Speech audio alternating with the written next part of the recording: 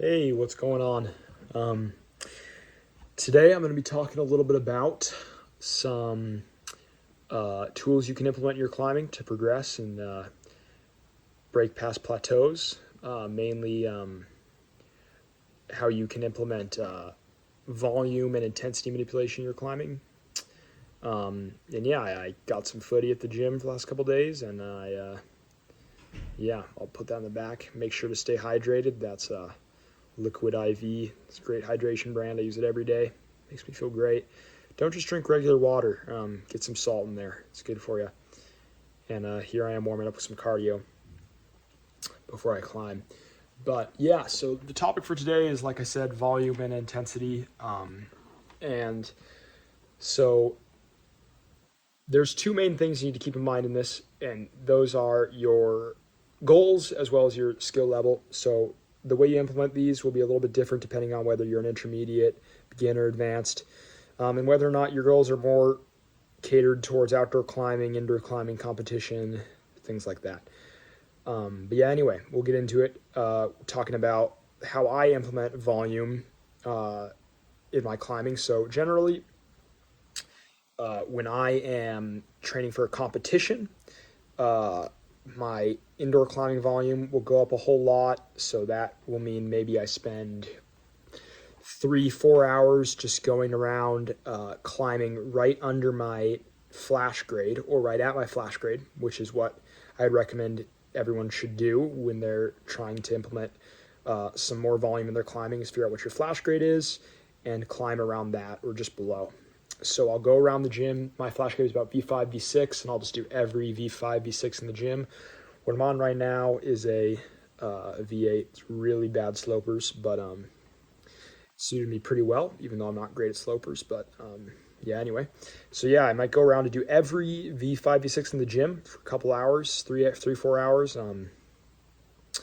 After some warm-ups, and that'll be a high volume day. But generally, I just with the way with my goals and with my training, and just the way I work as an athlete, I tend to prefer implementing much more intensity and lower volume. So, for example, most of my days, like a low volume day, I'll be working on projects that are close to my limit. On a high intensity, low volume day, you might spend an hour and a half working on a problem, but every attempt you're giving it 100%. And then after, throw in some weightlifting exercises or better yet, some hangboarding. So for a high intensity day, we're keeping the intensity high. So we're not, things like 3-second max hangs, one arm hangs, weighted pull-ups, not going past 4 reps, working on strength and explosiveness. And yeah, you should be done with that session in about an hour and a half. And then you've been putting max effort into all of your movements, all of your climbs throughout that time. Opposed to a high volume day, which is where you're more so just going through the motions, trying to get that practice in on a number of different wall angles, hold types, setting styles, things like that. So generally, again, like I said before, when I'm training for a comp, I'll do a lot more high volume indoor climbing days just to get accustomed to a wide variety of kinds of problems. And then most of the time when I'm training for a project outside, I'll just be, going in with a lot of high intensity, low volume training. So yeah.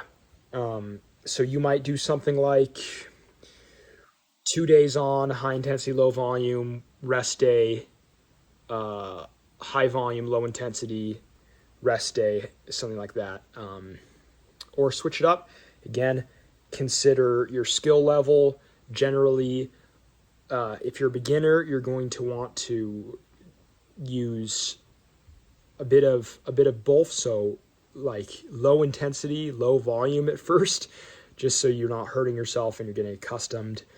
And then as an intermediate, you can begin to work around, but you're generally going to want to stay more in that more volume range, just so you can get accustomed to climbing, and you're not necessarily going after specific projects yet. But so yeah, I think that these are generally manipulating volume and intensity are probably the most potent levers that you can use to break past plateaus and progress in your climbing. So yeah, I hope you enjoyed that. I'm a college student now, so please subscribe. I need money. Thank you.